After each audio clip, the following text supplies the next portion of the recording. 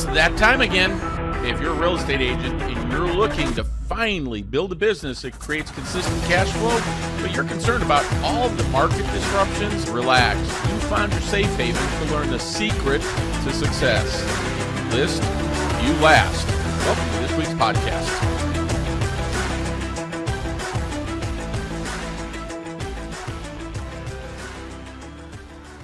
Hey, welcome fellow listing agents. Bob Mangold, the listing coach here with episode 27 of the If You List, You Last podcast. As always, thanks for listening, sharing, and downloading. I want to start off this week, give you a couple of success stories to keep in mind that the market is not as bad as what the media is reporting. Certainly transactions are down and interest rates are higher, no question. But one of my agents in the Chicagoland market had an open house this weekend. Using the listing process, the home boss listing process, and had 652 people there this weekend alone, more than 175 of them on Sunday, Mother's Day of all days. I wouldn't even guess that one. And then another one of my agents in Boston, Massachusetts, had 355 people in the weekend before, and ended up selling his listing for $239,000 more than he thought it was worth, doing a CMA, and it was a cash offer, all contingency, 10 days closing. So guess what, folks? There's business going on out in the marketplace. It's not all gloom and doom. So keep your head up. We've got agents out there taking listings every week, sometimes 2, 3, 4 of them in a week. And don't let it get you down. Keep doing what you need to do to go out and get that business.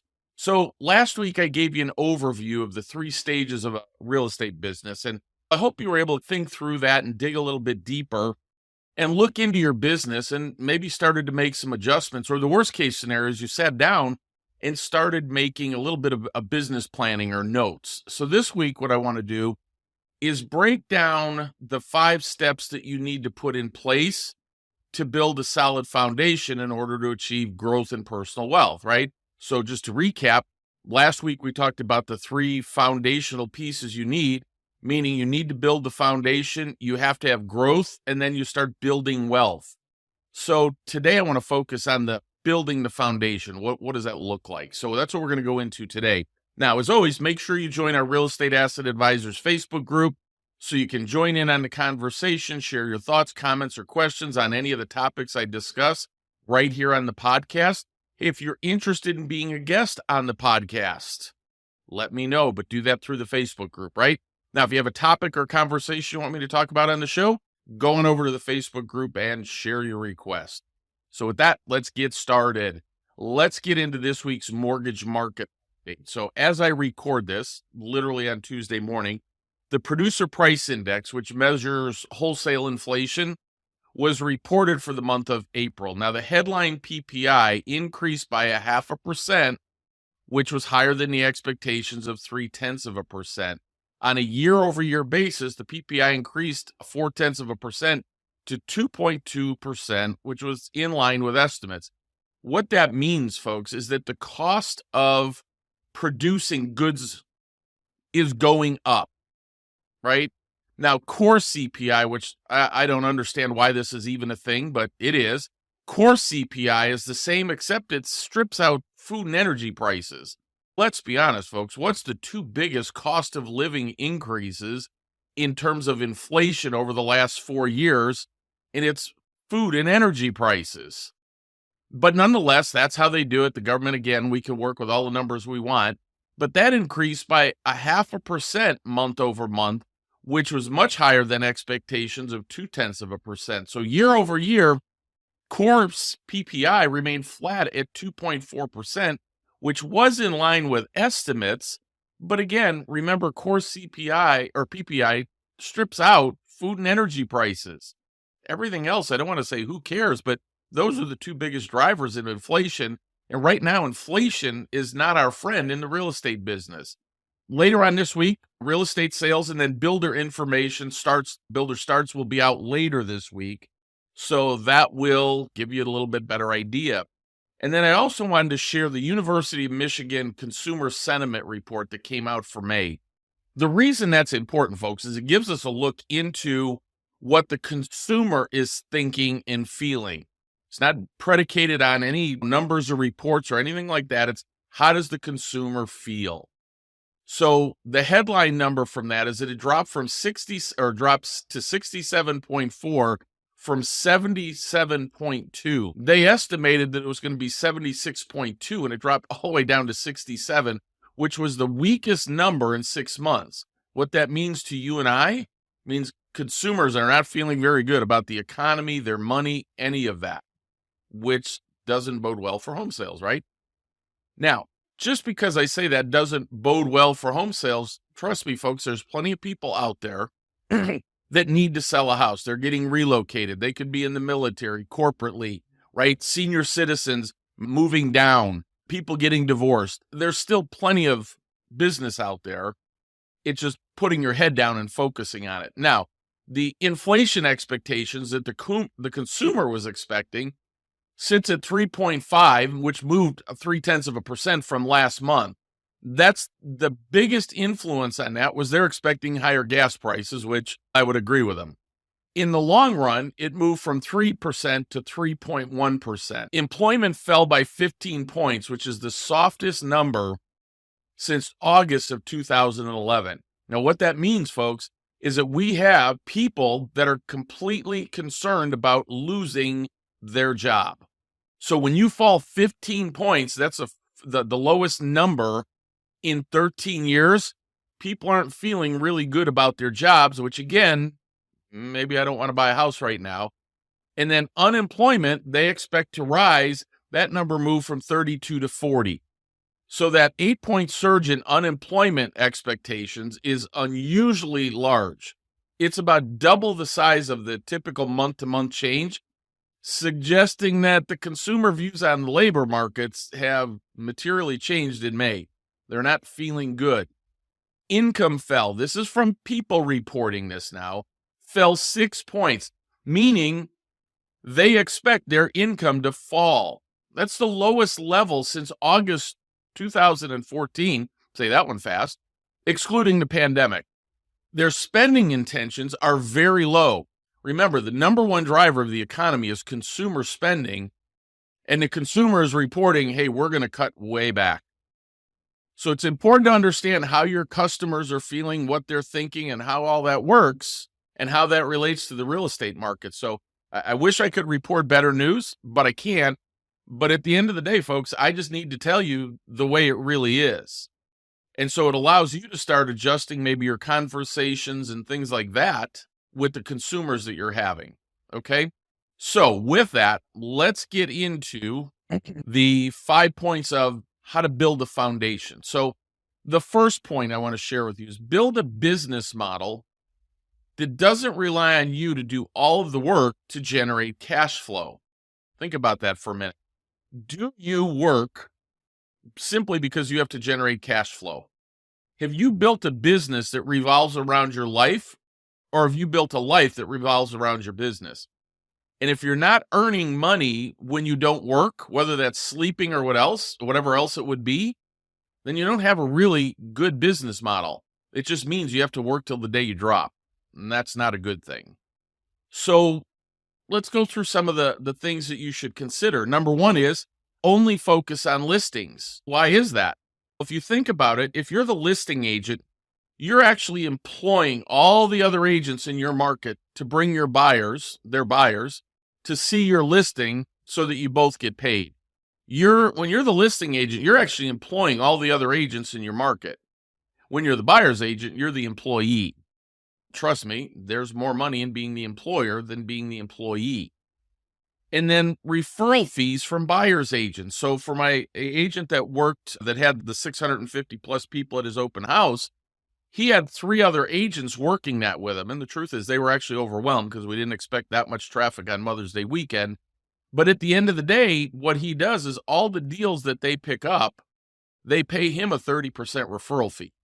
So when you're doing listings and you have open houses, especially the way that we do an open house, you're going to have buyer's agents that pick up transactions for that and pay you a referral fee, right? So they're out showing homes. writing contracts and doing all that. And when that closes, you're getting paid.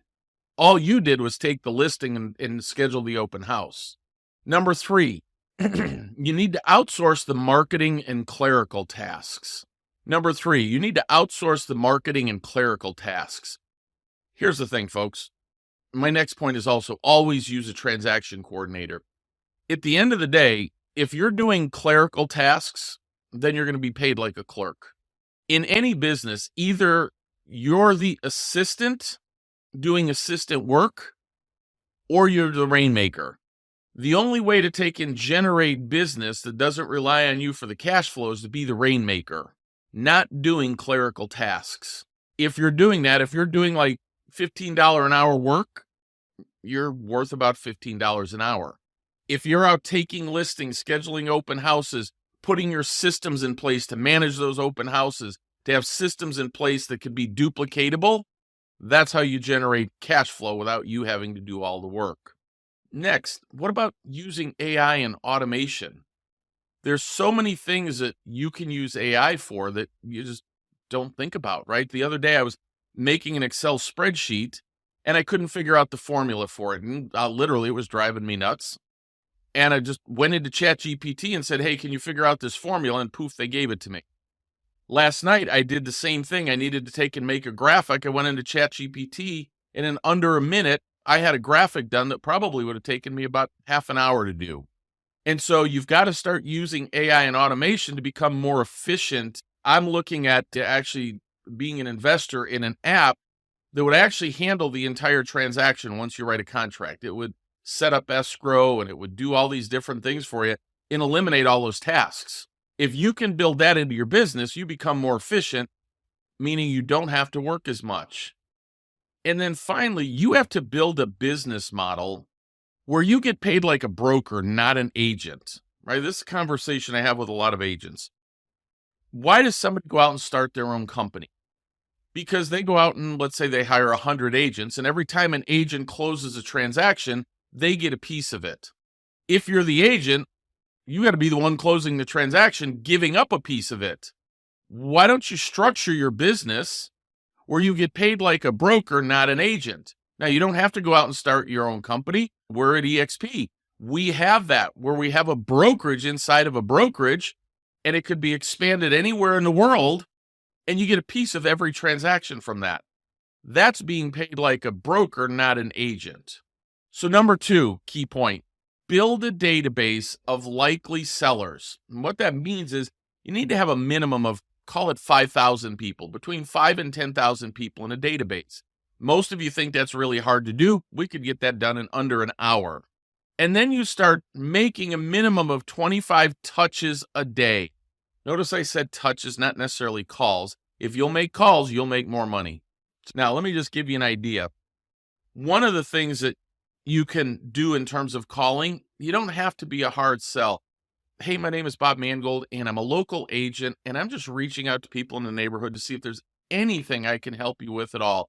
Whether it's a referral to a service provider, somebody to help you take care of the lawn or anything like that, I believe it's important to get out into the neighborhood and help my neighbors. Anything I can do for you. Anybody could make that call. And even if that's the only call you did, that would still be better than nothing. Now you say a database of likely sellers. What does that look like? We start with the low-hanging fruit. FSBO's expired, canceled. I've done shows and I've done podcasts on how we use the home boss and how we get in and how we're able to take and do that. How Robert is traveling the country and still taking 2 to 3 listings a week, and all he does is talk to FSBOs and expireds. That's not necessarily a database. There are systems that you can set up where it gets delivered to you every day. But what about people getting divorced? This Thursday, I'm doing a webinar on being able to find divorce leads in a county. People that are getting divorced, folks, it doesn't matter what the interest rates are. It doesn't matter what the economy is. We know statistically 67.5% of every homeowner who gets divorced will sell their home in the next 2 years. The question is, are you out in front of that? Are you marketing to them now? Are you staying in front of them now where you become recognizable to them? And then we have seniors, right? Seniors are responsible for 65% of all the listings last year. Do you have a database of those people to be in front of? What about flippers? What if you started working with, just call it 5 flippers who flip 5 houses a year? That would be 25 listings for you. Now, you've got to give them good reasons to hire you, and I'll talk about that in a minute. What about people going into probate? Those people need to sell a house in most cases. And then what about having a database of renters that your buyer's agents could call? But most importantly for you, you could invite them to your open houses. You could be mailing information to them every week to drive them to your open houses so that your buyer's agents could communicate with them. Having a database can do for you, right? When I talk to agents, I go, how many people a day do you talk to? And they go, none, or 1 or 2. You're not going to make a lot of money talking to 1 or 2 people a day, folks. And the number one reason that they don't do it, number 1, they're afraid. Number 2, they don't know who to talk to. If you have a database, you're building a business, you build a database, you build your scripting so that you know what to say to people. If you're calling, if you're door knocking, if you're mailing, we're going to talk about some social media things that you could do. But at the end of the day, you have to be in front of those people. If you had a database of 5,000 people and they've seen you, let's call it 2 to 5 times a day, more than 100 times a month, what's the likelihood you're going to get business from that? Do you have a plan for that? Do you have a structure for that? And if not, that's part of building your foundation. Number 3 of building your foundation, build a local, a national, and a global network of referral partners, nationwide and global, right? I know locally you're not going to build a database of people that are going to another agent unless you live in a really big market, right? If you're in a city the size of Chicago or Phoenix, you're not going to go from the north side of Chicago to the south side of Chicago to sell a house or to even work with a buyer, right? So depending on the size of your city, you could build a network of that. I know an agent who does a tremendous amount of business, meaning in excess of 50 transactions a year, 100% from referrals from other agents across the country. And she's created a whole little system of her green envelopes that she sends them a referral fee check and all that other stuff. It's very cool, right? If you listen to our interview with Alexis a couple weeks ago, you heard when she first found out, or when she first started, she tapped into the referral network that is available at her company, which was EXP, that there's a whole global network, both local, national, and globally. And she just simply researched where were people coming from into her market, where were they moving to, and she started to associate with those agents in those markets to pull referrals. What about insurance agents, probate attorneys, divorce lawyers, CPAs, mortgage people, financial advisors? There's a ton of people that fall under the umbrella of senior care providers, right? Estate planning attorneys, senior healthcare facilities, move out, estate sale providers. Like, we could put together a list of 25, 30 people. What if you went out and found 2, just 2 of each one of those, and all they did was refer you to 2 people a year? Folks, that's 100 transactions right there.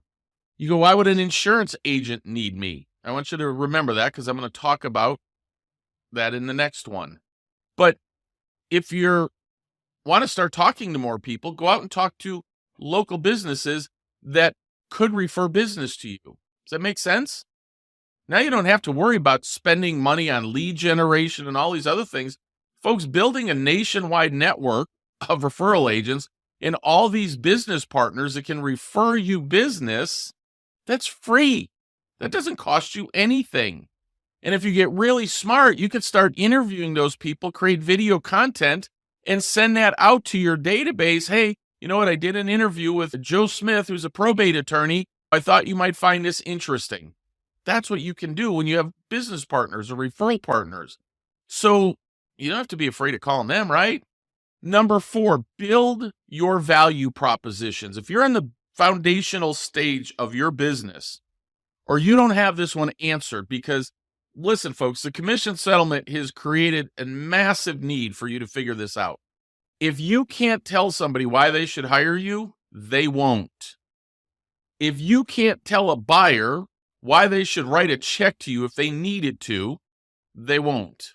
So let me give you an example. For us, for a seller, we can take and guarantee them the highest market value for their home. It only takes us 14 days to sell their property or get it under contract. It'll cost them half of an old-fashioned sale. It'll cost them half of what you're doing. Now, if you've listened to the podcast, it might be episode 2, 3, whatever it was, somewhere down there, you'll understand how we do that because we still pay the buyer's agent. We just do it differently. For our buyers, this is critical. And folks, I can tell you for more than 30 years, I've made a tremendous amount of money by having this conversation with people. What we do is help you pay off your home in 7 to 10 years using a 30-year fixed mortgage. If you are buying a $400,000 house, I can show you how to save more than $400,000, $402,000 to be exact, in payments and interest. And the money that you would have paid to the bank will help you accumulate $1 million cash, $1 million in cash in your retirement fund with money that every other agent or lender will have you give to the bank. Now, what's important for you to understand, that does not include the equity in your home. That's on top of it. If you were to buy a $400,000 house right now in 30 years, appreciating at 4%, which is the national average, it's been that way for decades, your house in 30 years is worth $1.279 million. If you have $1 million in your retirement fund, I helped you take and accumulate a net worth of $2.2 million. Is that worth you coming out of pocket to pay a little bit of commission if you had to? I know my buyers think so, but what do you think? What do you have is a value proposition to tell people why they hire you? So that's a critical part of building your foundation. All right, and then finally is build systems to get paid more than once from every transaction. Okay, make sense? What does that mean? Referral fees is part of that, right? If I do an open house and I have buyer's agents and they pick up whatever it is, 2, 3, 4 transactions, and I have them pay me a 25 or 30% override, that comes in the form of a referral fee, right? Not building referral fees. What about affiliate fees?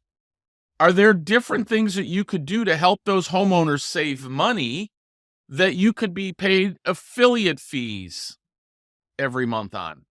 For most of you listening to this, you close a client and you don't get any more income from that client. What if there was a way that you could do that? And there are systems in place that you could build into your business to do that. And then what about overrides for growing the business? Right? All of us have grown somebody else's business over time period, right? And maybe you get a Starbucks gift card or something like that, or maybe you get an attaboy, a slap on the back. But if I'm going to help somebody grow their business, then I want to get overrides on what I help grow, and I want an ownership stake in it. I'm not going to take and build a business that does over $3 billion in production without getting a piece of it, without getting overrides on it. And then I want to take and make sure that I'm in a place where I can do something like that. Then I want to create revenue through strategic referrals, right? If I have a network of providers, right? Divorce attorneys, CPAs, and I've got 25 of them, let's say, and all they do is refer 2 deals a year to me, I have 50 transactions. That's recurring revenue through strategic referrals. And then if I have this excess money coming in and I have money from having an ownership stake, folks, I encourage you to start acquiring real estate. It's the number one asset for the average person to create wealth in the United States. Why in the world are we not acquiring real estate? Why are we still renting? And I know that could be a function of cash flow and qualifications and things like that. But if you actually sit down and build a business with a strong foundation, that once I have this foundation in place, I have a model that I can prosper in, then I could focus on the next step, which is growing the revenue. And as I have more revenue, more income, maybe an ownership stake that I can turn into, start acquiring that real estate and start acquiring other assets that can generate revenue for you, right? So like at EXP, you get stock in the company. Did you know you could sell covered call options on a stock and get money every month? It's income. It's free income. It doesn't matter if the stock goes up or down. It's income. You can use those assets to produce income for you. You can use real estate, right? It's a long-term rental. It's a short-term rental. It's an Airbnb. Why aren't we acquiring assets that generate more cash flow? So I wanted to give you these ideas so that you could sit down in a little bit more detail. Last week was a little bit of an overview. This week, I'm giving you quantifiable things that you need to sit down and figure out about your business to be able to give you the business that you want, not that you accidentally bump into. Again, I started out with, did you build a business that revolves around your life, or do you want to build a life that revolves around your business? Here's a general idea for you. If you're a buyer's agent and somebody calls you up at 6 o'clock on a Saturday afternoon and wants to go look at $1 million house, and you were supposed to go out on date night or something with the family, you're going to drop all that and go show the $1 million house, aren't you? That is a business that works around your life. If you had the listing and they were going to take and send over a contract, you don't have to do that tonight, do you? You could do that on Sunday, and you could do that on Zoom in 10 minutes. Build your business or build your life around your business. Don't build your business around your life, because 30 years from now, you'll regret all the things that you missed out on. So with that, I hope that helps you get a little bit more detailed view. You'll sit down this week, start making ideas on it. And folks, if you ever want to schedule a call with me, my Calendly link is www.brainstormwithbob.com. So I'm more than happy to jump on a call and give you some ideas or answer questions and maybe help clarify your thoughts and your vision. So feel free to do something like that. So it's brainstormwithbob.com. And then don't forget to jump on our biweekly Elevate Business Briefings every other Wednesday at 1 p.m. Eastern Time. Just go to www.elevatebusinessbriefings.com. And then if you want a more detailed information on like the home boss process and a lot more detail on the things that I talk about here, how we use that, just download my book at www.ifyoulistyouLast.com. So that's it for this week's show. We'll talk to you next week. And remember, if you list, you last. Talk to you next week.